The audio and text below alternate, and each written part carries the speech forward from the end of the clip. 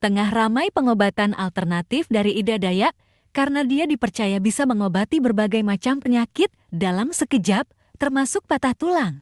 Ida Dayak tampil dengan busana khas Dayak saat mengobati pasien. Ia juga menggunakan minyak yang dipercaya bisa membantu penyembuhan.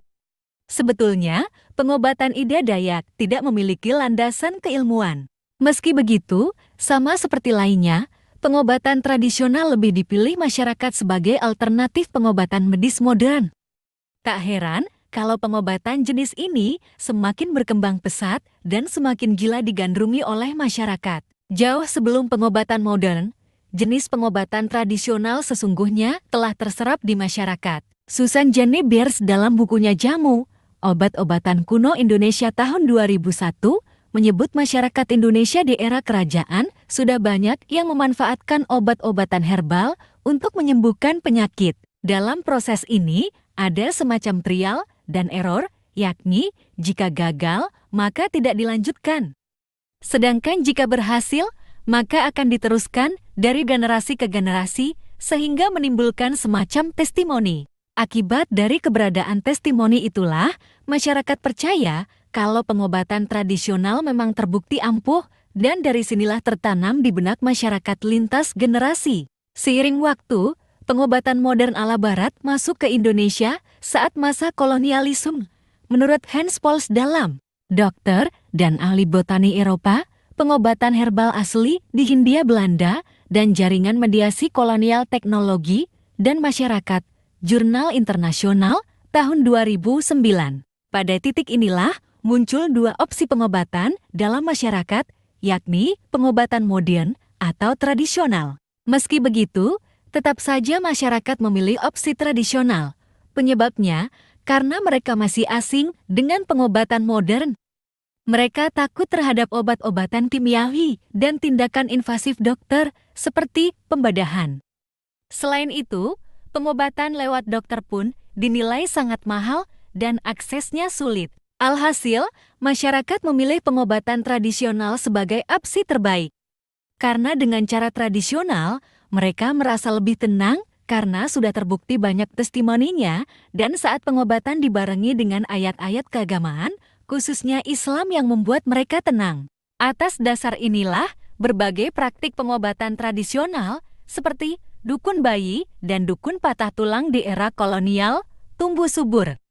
Jika mengacu pada narasi historis, maka orang-orang yang datang ke Ida Dayak didasarkan pada tumbuhnya rasa asing dan takut akan pengobatan modern dan faktor biaya. Terkait hal terakhir, memang logis ketika masyarakat enggan berobat ke dokter karena masalah uang. Irfan Adani dalam Eksistensi Dukun dalam Era Dokter Spesialis tahun 2013 menyebut pada kondisi ini dukun dinilai lebih unggul karena mampu mengobati beragam penyakit hanya lewat satu orang. Karena berbeda dengan dokter yang memiliki banyak spesialisasi, sehingga menimbulkan biaya bengkak dan waktu penyembuhan yang cukup lama. Alasan lain dari sisi psikologis adalah muncul efek placebo dalam diri pasien. Menurut laman Harvard Medical School, menjelaskan placebo adalah efek psikologis yang membuat otak yakin dirinya sembuh dalam proses pengobatan. Placebo mungkin membuat Anda merasa lebih baik, tetapi tidak akan dapat menyembuhkan Anda. Efek ini telah terbukti paling efektif untuk kondisi seperti manajemen nyeri, kata Kapchuk, yang dikutip dari laman Harvard Medical School.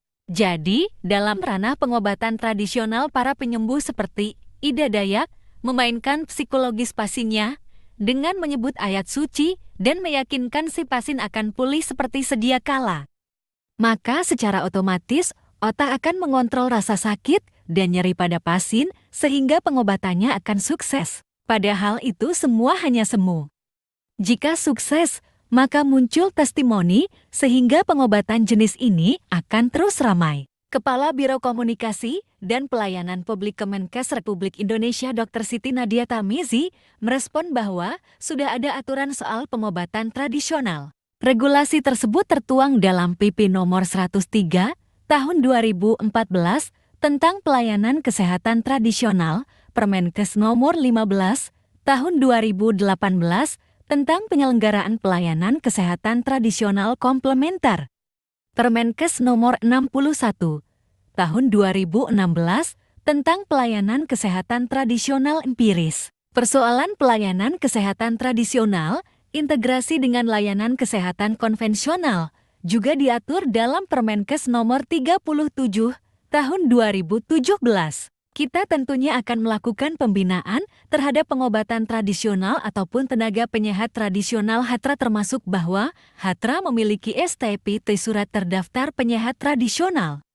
Kata Dr. Nadia, mengutip dari Detikcom, Selasa 4 April 2023. Menurutnya, pengobatan tradisional diperbolehkan untuk menyembuhkan penyakit yang diidap. Namun ia mengimbau untuk masyarakat lebih berhati-hati ketika menggunakan jasa pengobatan alternatif karena ada beberapa penyakit yang bisa berisiko fatal. Kita akan lakukan pembinaan supaya masyarakat tidak dirugikan. Misalnya, seseorang yang penyakit kanker jangan sampai terlambat karena berobat tradisional, tutur Dr. Nadia. Padahal sudah ada metode yang memang bisa menyembuhkan 100% kalau dilakukan pengobatan pada stadium dini.